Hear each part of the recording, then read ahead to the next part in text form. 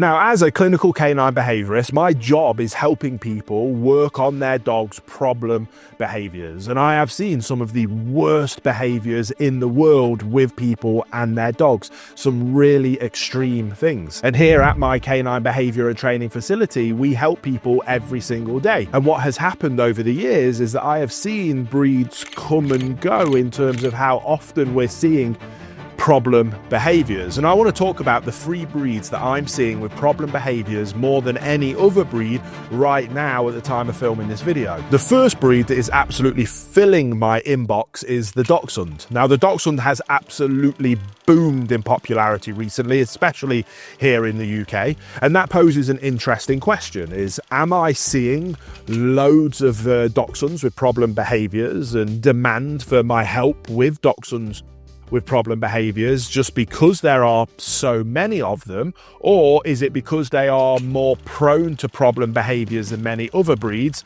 and paired with the fact that they've become more popular is why my inbox is flooded with them? Now, we will never know for sure, but my personal opinion on that question is that it is a combination of both.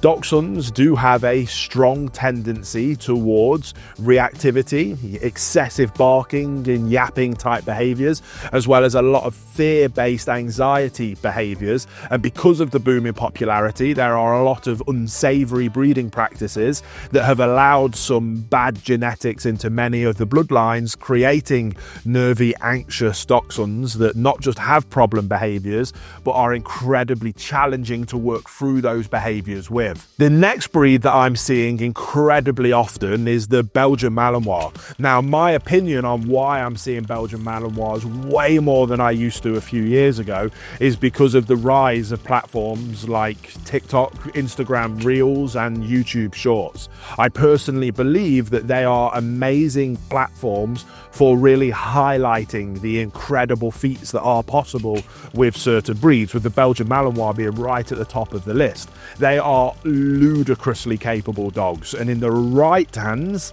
can achieve unbelievable feats, and it is something that is absolutely worthy of tons of admiration.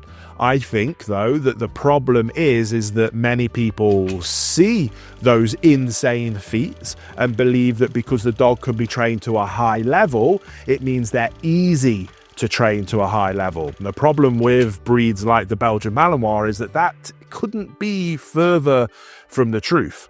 To be able to achieve those insane feats with Belgian Malinois, you need insane levels of commitment, dedication, skill, and experience. And it takes some of the best dog trainers in the world decades to develop all of those things to get their Belgian Malinois to the point where we see them on those social media platforms, and it makes us think that maybe we could do the same thing as well. And trust me, when things go wrong with breeds like Belgian Malinois, they quite often go very wrong, and it's not a breed of dog that you want to be taking chances on, and not a breed of dog that you want to be taking risks on, and it is not a breed of dog that you want to be practicing on. The next breed that I'm seeing incredibly often with lots of behavior problems, and what's really nervous is that this is often with people with very young families, is the Cocker Spaniel.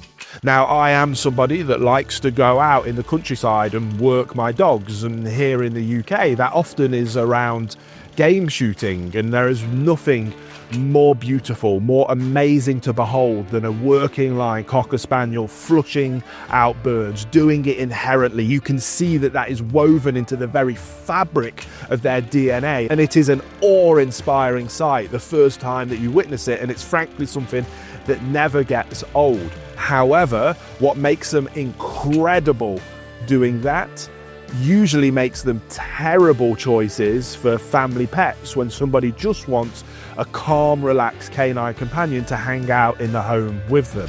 And I do believe that the majority of people choosing Cocker Spaniels are doing so because of just how adorable they look, but that is never how you should choose your perfect breed.